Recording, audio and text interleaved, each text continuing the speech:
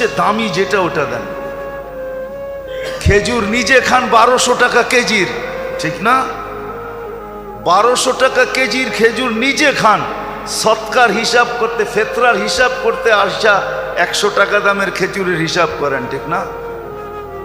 রাগ হয় না কিন্তু নিজেকে নিজে প্রশ্ন করেন যে আমি কি করলাম।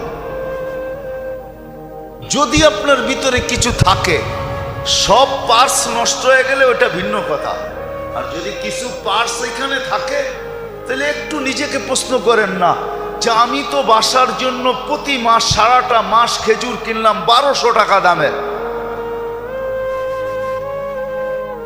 সুক্কারি কিনলাম 3 কেজি 1500-1600 টাকা দিয়া, আর ফেতরা দেওয়ার সময় আইসা হিসাব করতেছেন 120 টাকা খেজুর, কেজির খেজুর। খাইলেন কত দামের, দিতেছেন কত দামের?